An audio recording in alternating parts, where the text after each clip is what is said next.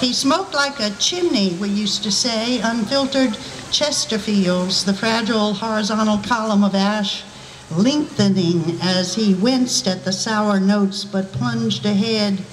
Even when it splashed down onto the keyboard, his long hands showing the smaller hands how it was done, the Chopin, the Bach, or some reduction of the Nutcracker suite, whatever might be needed in order to teach the young. You also need Herculean belief in the possible, and his had sugared off into a pure elixir he must have sipped from nights in his rented room in the widow's house. I suppose she cooked for him, and always someone's mother had sent pie.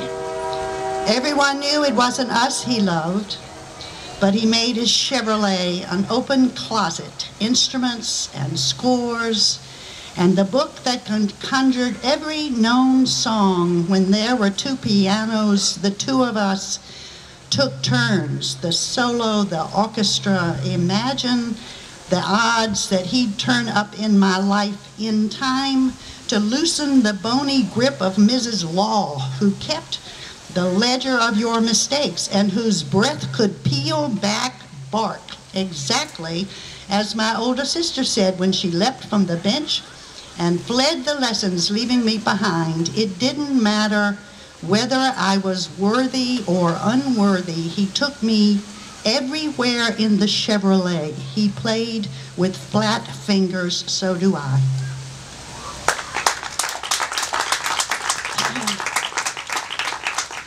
So you can hear over the train and over the wind? Okay. Okay, one more just about the particular art that is poetry and the importance of words and learning about the power of words. This is a poem called Groundhog.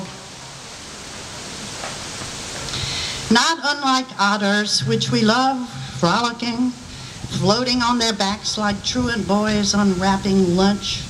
Same sleek brown pelt, some overtones of gray and rust. Though groundhogs have no swimming hole and lunch is rooted in the ground beneath short-legged small feet, like a fat man's odd diminutive loafers. Not frolicking, but scurrying, layers of fat. His coat gleams as though wet, shines chestnut, sable, darker, head and muzzle lower into the grass. A dark, triangular face, like the hog-nosed skunk.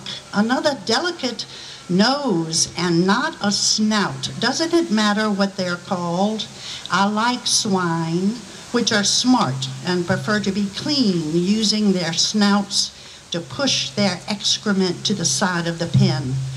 But they have hairy skin, not fur. His fur shimmers and ripples. He never uproots the mother plant. His teeth, I think, are blunt, squared off like a sheep's. If cornered, does he cower like sheep or bite like a sow with a litter? Is he ever attacked? He looks to me inedible. He shares his acreage with moles, voles, ravenous crows. Someone thought up those names. His other name is botched Algonquin, but yes, he burrows beneath the barn where a farmer once dried cord wood. He scuttles there at speech, cough, laugh, at lawnmower, swollen brook, high wind. He lifts his head as Gandhi did, small tilt to the side, or stands erect like a prairie dog or a circus dog. But dogs don't waddle like Mao with a tiny tail. He seems asexual like Gandhi, like Jesus. If Jesus came back, would he be vegetarian, also pinko, frico, homo? In Vermont, natives scornful of greyhounds from the city self-appoint themselves woodchucks, unkempt, hairy, macho, who would shoot on sight an actual fatso, shy, mild marmot, radiant as the hog-nosed skunk in the squirrel trap, both cleaner than sheep, fur fluffy like a girl's. Maybe he is a she. It matters what we're called. Words shape the thought. Don't say rodents and ruin everything.